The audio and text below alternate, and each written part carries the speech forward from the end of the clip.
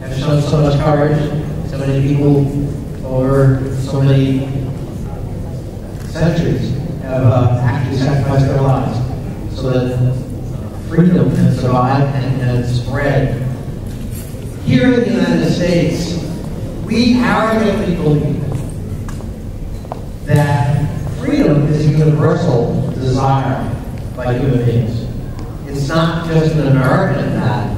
We think it's a Vietnamese pattern, a Cambodian pattern, and a Tibetan pattern, and a Chinese pattern, a Burmese pattern.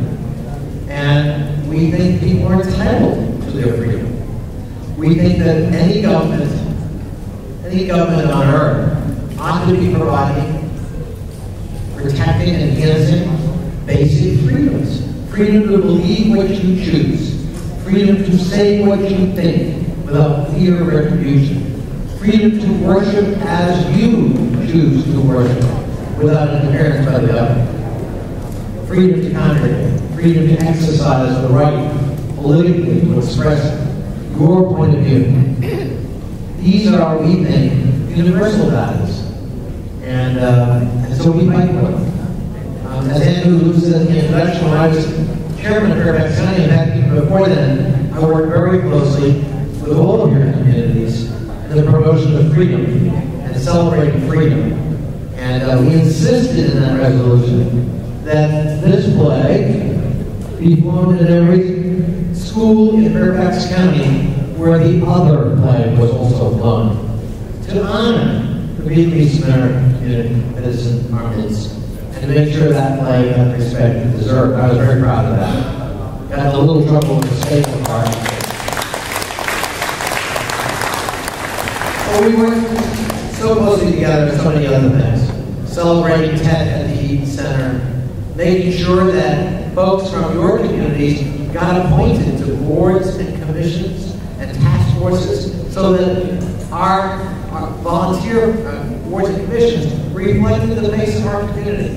And so we brought a lot of Vietnamese Americans, even some Cambodian Americans, Chinese Americans, many, many others, into those boards and commissions to make sure your voice was heard and that you brought your particular perspective and that of the communities to our deliberations and governance here in Fairfax County. I was very proud of that too.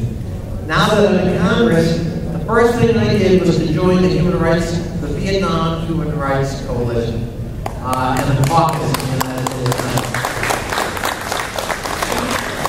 And I also have the privilege of serving in the House Foreign Affairs Committee, so we have had numerous hearings on human rights concerns and violations in China, in Tibet, in Vietnam, and of course in Burma. And I think it makes a difference because when we can elevate the issue and give it some publicity in Congress, it makes it harder for those who want to abuse human rights to do so. And we're going to keep, that concern about human rights and the right for people to exercise the human rights front and center. And I know you heard some political talk a little earlier, and I'm on the ballot too, so I have to admit I'm a politician too. Although we prefer to be called elected officials, and that's a joke. But I want to assure you that human rights, advocacy of human rights, is not a partisan issue. This president, President Obama, has been a champion of human rights. We've worked with him, and I work with Republicans across the aisle in championing human rights in this corner of the world. And I work with Democrats. It's a matter of your value system. It's not a matter of your party label.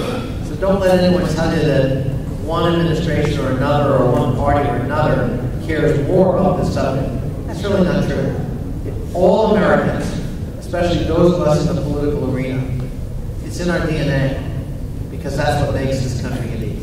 So we're going to continue. If the voters will have me for a third term, I'm going to continue to fight for human rights in the country of origin, and we're going to continue to try to engage those governments directly, face-to-face, and call them on the carpet when they in fact commit abuses. That cause is not going to die. That cause is not going to be somehow forgotten. And at least in this member of Congress, you will have a passionate advocate in this regard. Thank you all very much.